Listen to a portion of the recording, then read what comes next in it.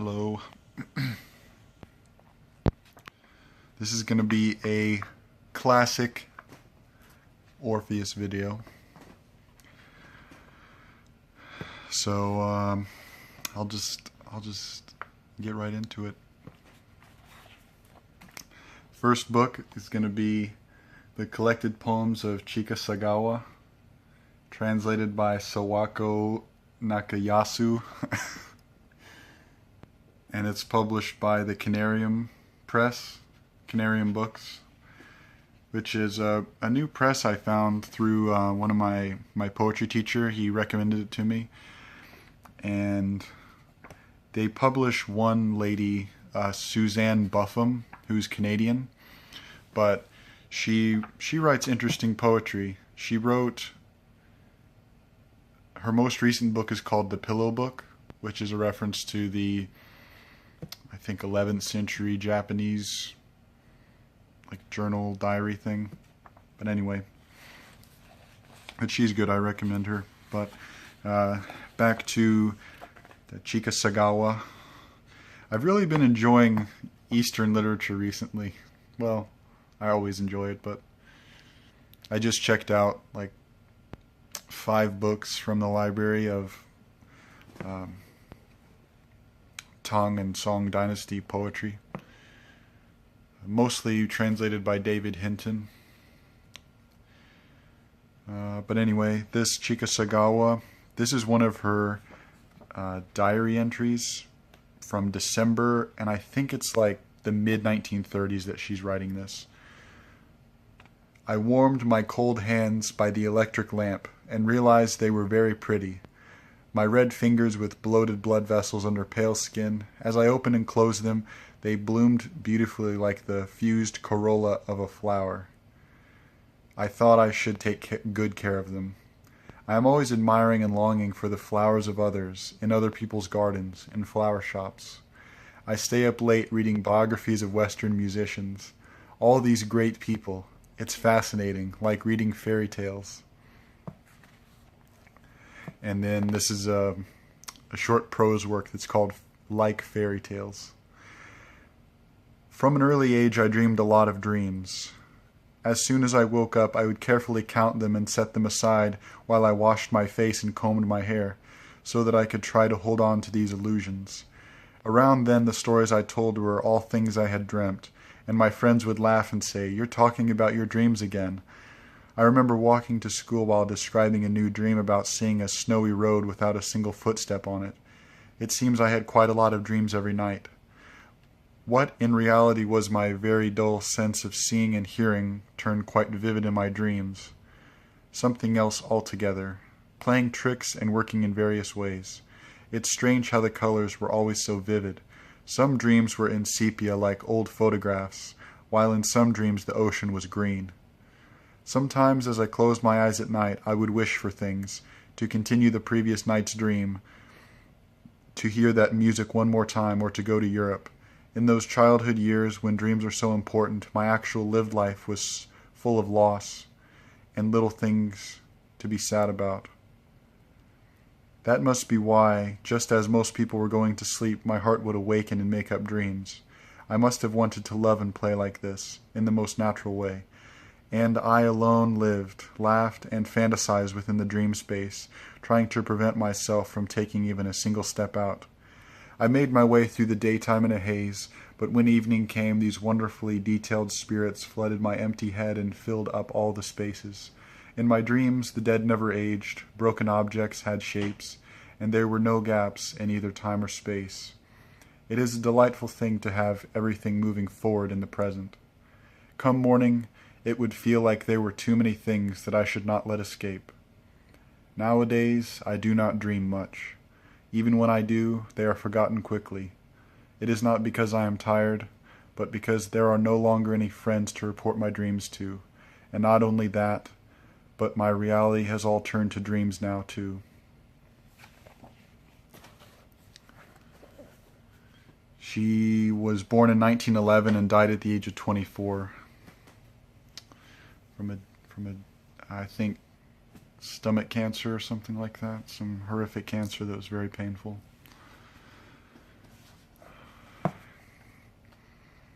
And another book I found that's sort of similar to that and from around the same time period is Adventures in Immediate Irreality by Max Blecher. Where is he from? Romania. He's Romanian. He was born in 1909 and died at the age of 28.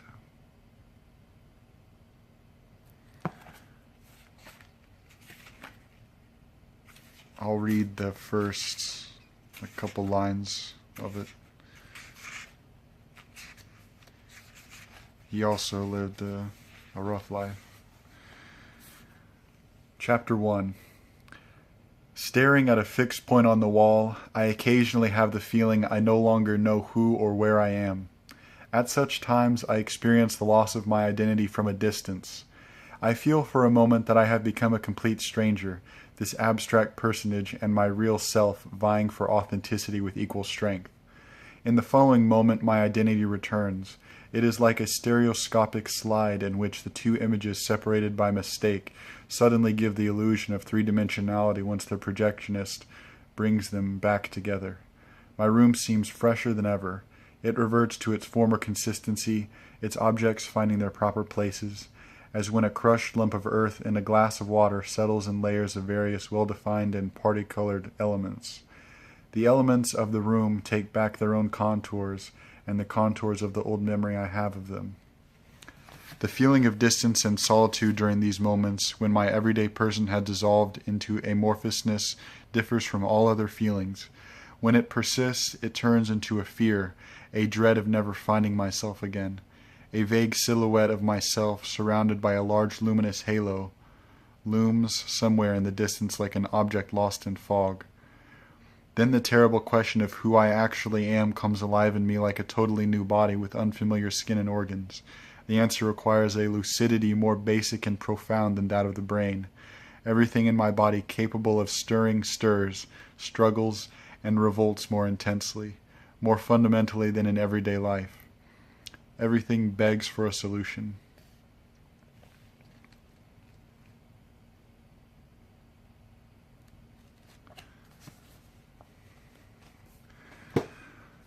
Let's see, what else? I just have a whole bunch of random books here, and I'm just going.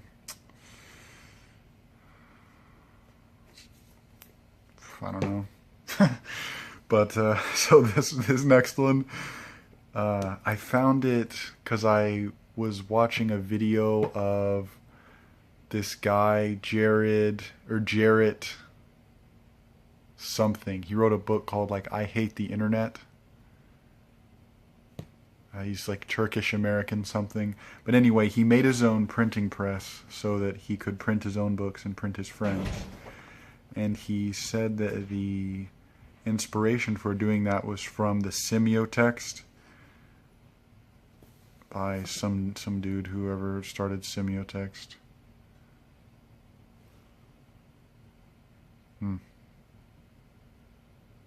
Maurice Dantek? I don't know.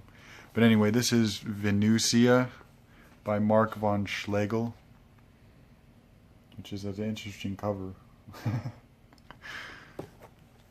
So, I'll just read this little back blurb. Primitive literacy is redundant. Mere words are expelled. We inaugurate a world of pure presence. The mind that intrudes itself between ourselves and those memories too terrible to know must keep us moving beyond the grasp of their claw. To control the flow, it will be necessary that political order be imposed, always temporarily. The state shall enjoy direct, creative access to the real.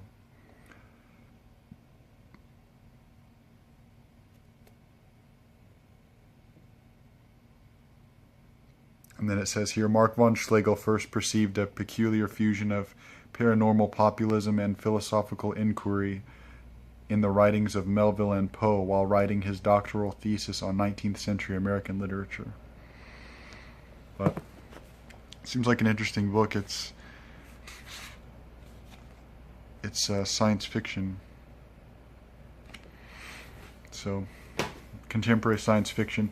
And kind of the reason I got it was I think of, I always try to prove myself wrong, and with Herman Melville, people thought he was some only a genre writer type of thing. So, and everyone was wrong that thought that. So I try to prove myself wrong in that way.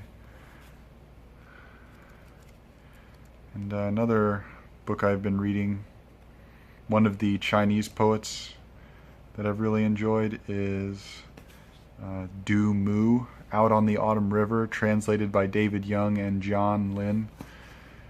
And the one that I really liked is Drinking Alone. It's on, let's see. Alright, Drinking Alone. Just now, beyond the window, snow blows in the wind. I sit by the warm stove and hug my open wine jar. I think I'd rather be on a fishing skiff, in rain, snoozing under an awning, out on the autumn river. Oh shoot, I didn't even realize that's the title of the book. That's the title of the book. Out on the Autumn River. That's the title of the book. Sorry, this video is not good. This next book I found that's pretty interesting is T.S. Eliot, his early poems that hadn't been published before, Inventions of the March Hare, which I found recently, and there's one really, I think it's funny poem. It wasn't ever published, and I don't think he would enjoy that I'm reading it, but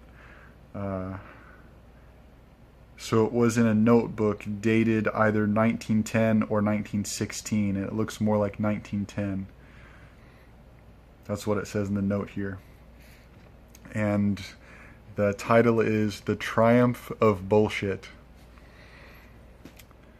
Ladies on whom my attentions have waited, if you consider my merits are small, etiolated, alembicated, oroton, tasteless, fantastical, monotonous, crotchety, constipated, impotent, gallimatias, affected, possibly imitated, for Christ's sake, stick it up your ass. Ladies who find my intentions ridiculous, awkward, insipid, and horribly gauche, pompous, pretentious, ineptly meticulous, dull as the heart of an unbaked brioche, floundering versicles, feebly versiculous, often attenuate, frequently crass, attempts at emotions that turn out aciculous, for Christ's sake, stick it up your ass. Ladies who think me unduly vociferous, amiable, cabotin making a noise, that people may cry out, this stuff is too stiff for us, ingenuous child with a box of new toys, toy lions, carnivorous, cannons fumiferous, engines vaporous, all this will pass. Quite innocent, he only wants to make shiver us. For Christ's sake, stick it up your ass. And when thyself with silver foot shall pass, among the theories scattered on the grass, take up my good intentions with the rest, and then for Christ's sake, stick them up your ass. Oh man. When I found that, I thought it was hilarious.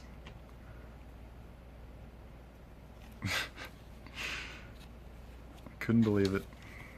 Oh, and at my school they have this poetry library, and it was all donated by one lady. I can't remember her name, Ruth Stefan or something like that.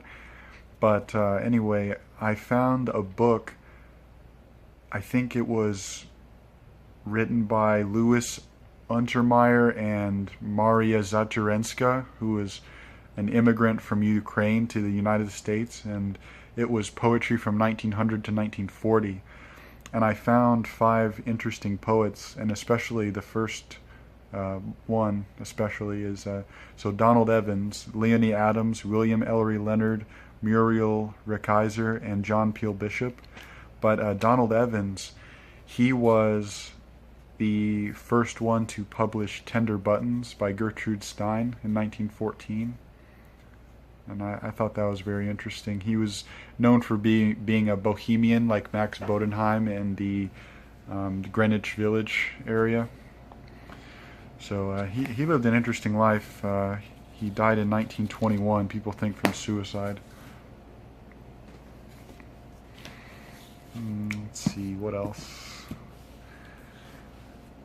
Here's an interesting one I found. Migrations by Milos Czerniansky.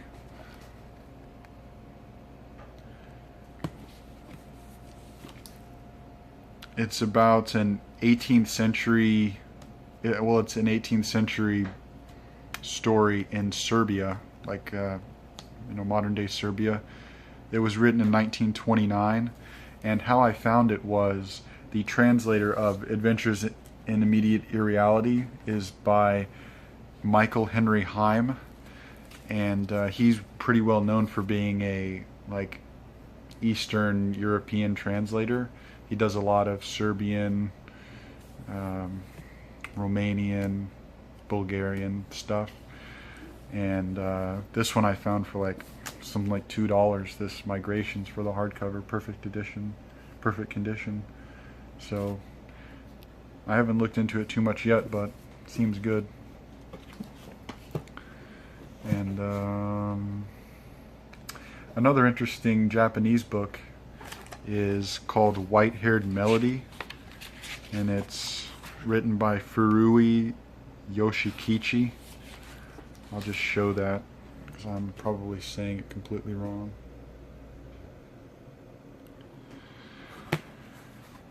And it starts out in a very interesting way. So what kind of got me interested in this guy was I was just looking up contemporary, like really good contemporary Japanese authors, and this guy came up. And he did his, I think he was like a German scholar in Japan, and he did his, I think his thesis on like Robert Musil, Hermann Broch, and he actually translated their books into Japanese.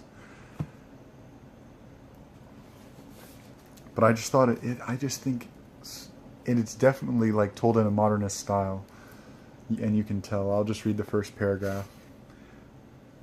So the title is The Aroma of Sushi, Chapter 1. I wonder when the practice first began in Tokyo of serving sushi to guests at a funeral wake.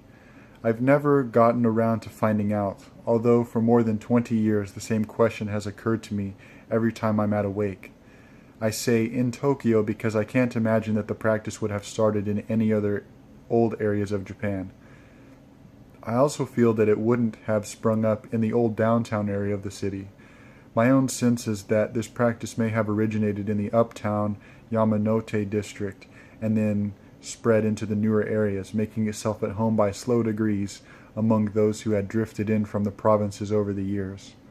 In any case, the custom has a forlorn feel to me, the sort of expedient measures that breathes the same dejected air as the transient world of makeshift lodgings.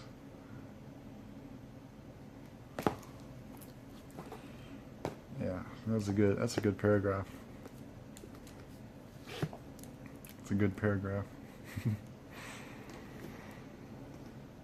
Let's see.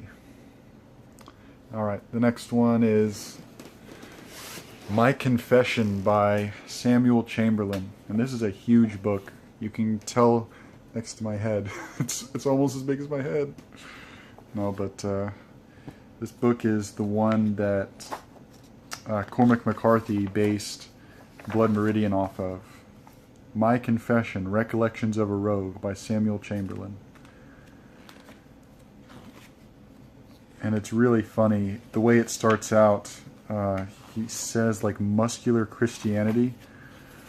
The day was cold and drear in December 1844 when I bid goodbye to my friends at the Worcester depot in the good city of Boston, embarked on the train for Norwich en route for the Great West.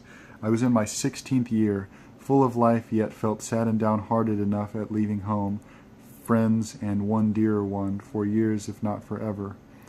What a change the last few months had made in my prospect in life. From a promising member of the Baptist Church in Bowdoin Square and a prospective theological student at the Northampton Institute, I was now, to quote the language of Reverend R.W. Cushman of the above church, worse than the devil.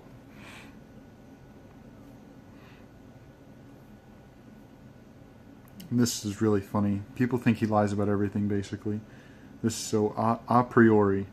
One Sunday on my way to church, I was insulted by a rough, and on my remonstrating with him for using profane language on the holy Sabbath, he, with a fearful oath, struck at me. Now, while I was ready to forgive the sinner for his insult to me, I felt it was my Christian duty to punish him for his blasphemy.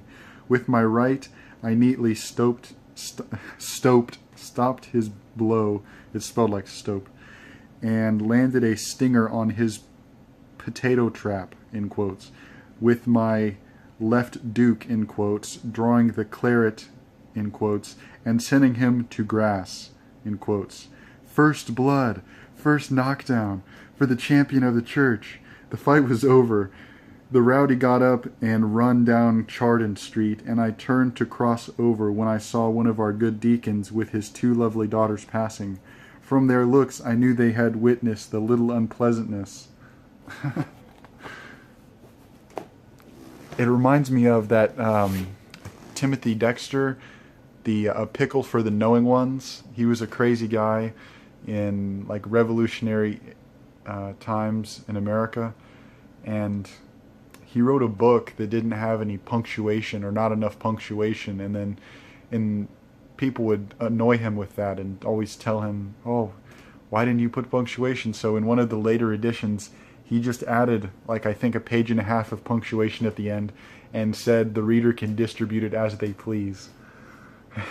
So that's just completely absurd. But and I think I talked about this before, but apparently he faked his death because his wife was annoying him one day.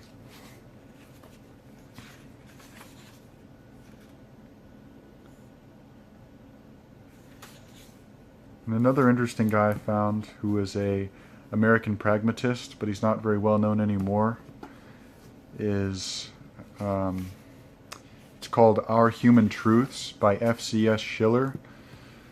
And he was born in Germany, but he moved to America, I think early on. And his idea of philosophy strikes me as one of the most pragmatic.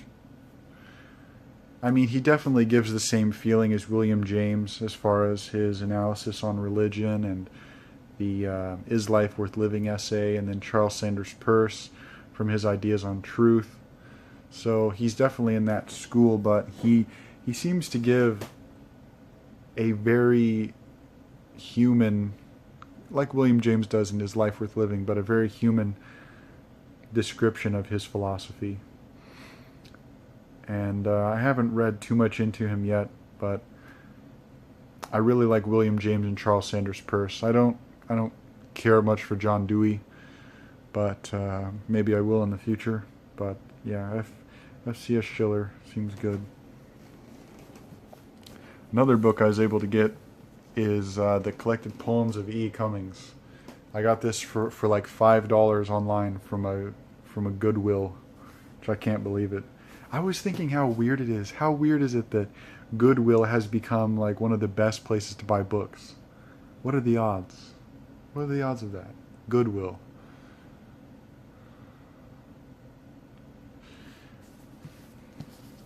And the reason I wanted to get this mainly, well, of course, I'm interested in modernism and stuff, but one of the main reasons is his collection of poetry titled Is 5. It has one of the funniest forewords I've ever found. So the title is 5 of the book, and this is the foreword.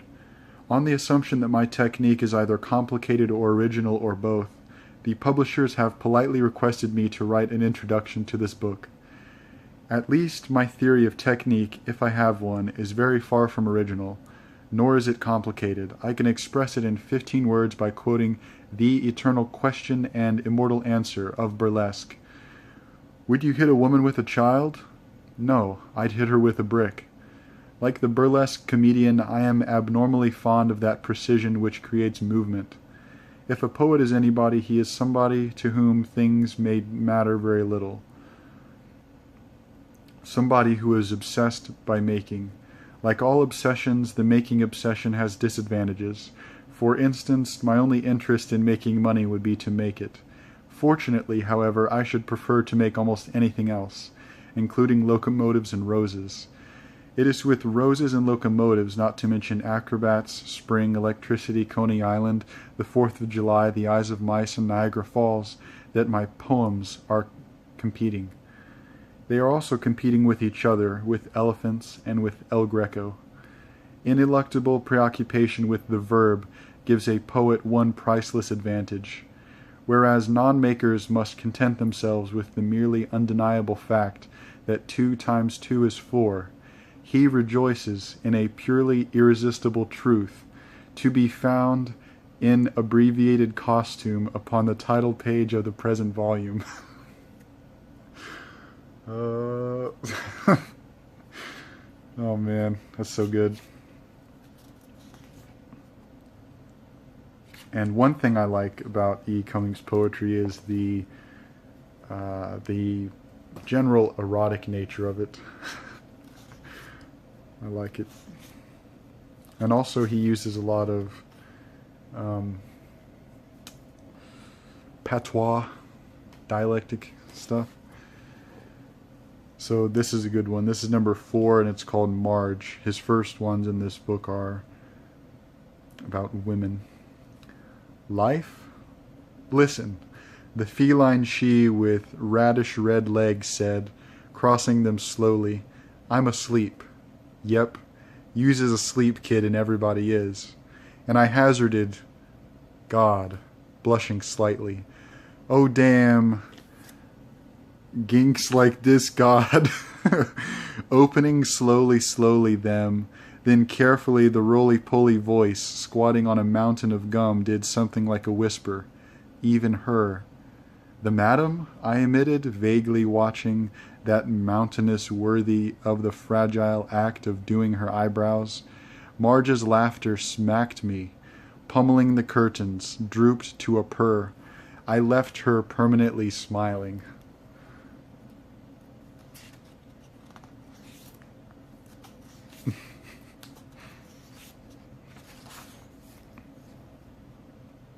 This is a good one too. Number 3. Curtains part. In peacock-apparelled prodigy of flow's midnight, frolic Dolores.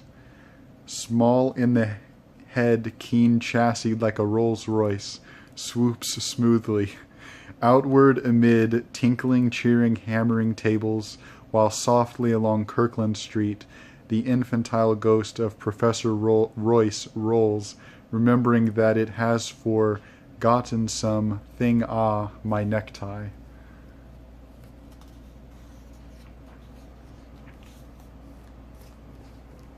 But yeah, I just love E. Cummings.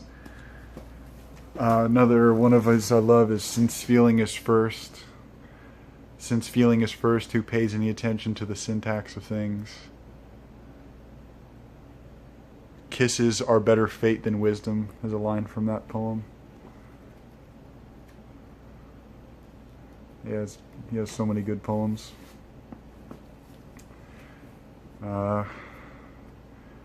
In a fit of weakness, I ordered Pynchon's Gravity's Rainbow. I couldn't help myself. I don't know what to say. That's my first, well, not my first, but it's one of my indictments.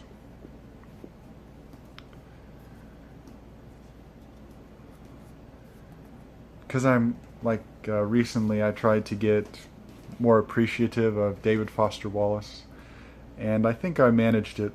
I watched all of his videos on YouTube of his sister talking about him, and his This Is Water, and his interview with Charlie Rose, Mark Lehner, and Jonathan Franzen, and all that stuff. And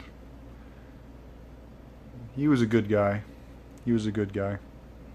He didn't deserve what he got. He didn't deserve what he got in some ways.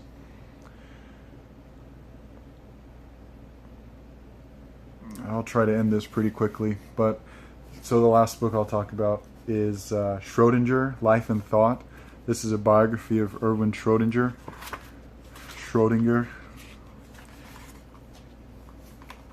And the good thing about this biography, it starts out, of course, in his youth, but in the introduction it mentions The Man Without Qualities by Musil, because, of course, I think Musil was born in, 1880? And Schrodinger was born in 1887. So they're both from Austria, somewhat different in age, but this biographer, his last name's Moore. What is his first name? Walter Moore. I can tell it's going to be extremely good, and Schrodinger is one of the most interesting physicists of that time period. I love Richard Feynman. I'm reading a collection of his letters right now, and I'll end on one of his letters. But Schrodinger is very interesting because he must have been one of the most intelligent people on Earth at the time, which is saying something considering he was in Austria, you know. Of course it was lucky that he was, but there were a lot of very intelligent people in Austria. The collection of letters by Richard Feynman is extremely good, especially his ones that were from 1939 to 1946. He got married, I think, in 1941, I want to say. Maybe it was 42. I could be wrong. But he got married to his high school sweetheart, but at the time she had fairly advanced tuberculosis, and the doctors didn't know what to do about it. They didn't even know it was tuberculosis for a while. So he went against his family's wishes, getting married to her, because they thought it would affect his research and his science, and he was getting married to a woman who didn't have very good prospects, probably would never have a child, would probably die, and she did die in 1945, I think June 16th, which was, what is that? Is that like a month before the bomb was dropped? Or do I have it backwards? Maybe she died in July and the bomb was dropped in June. I should know that. I should know that, but I don't, so.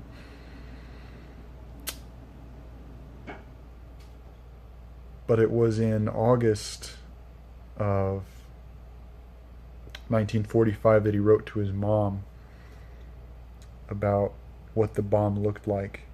And one very cool image is that he said when the bomb was dropped, it created a purple haze, which he thought had to do with ionization of the air. But he also mentioned that there was this, basically the bomb made glass on the desert sand. And he said it made this green layer of glass, like a huge radius.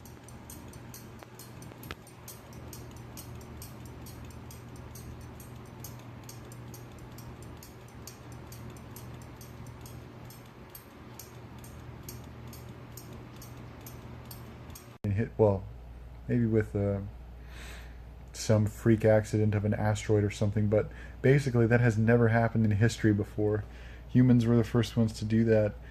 And I thought it was interesting that McCarthy in The Orchard Keeper has a scene kind of like that.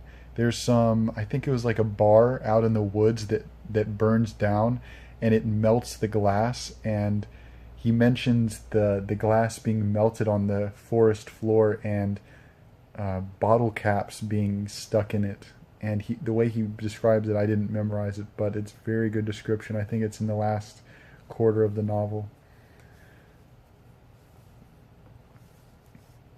But the most touching essay by Feynman is his, not essay, what am I saying, the letter, is the one he wrote to his wife after she died. He wrote it in late 1946, and it had been almost 2 years since she had died, and he wrote a letter to her. And it's so precious because he starts it Darlene, like D apostrophe and then Arlene, because that was her name, and he writes it to her saying, I miss you, you were always the one to, you were always the instigator for our adventures, and saying he doesn't think he'll ever find anyone like her. And he ends it saying, "I'm sorry I never mailed this, but I don't know your new address." And it's just very touching. And he was, that would make him 28 at the time. Yeah. It's rough. The atomic bomb.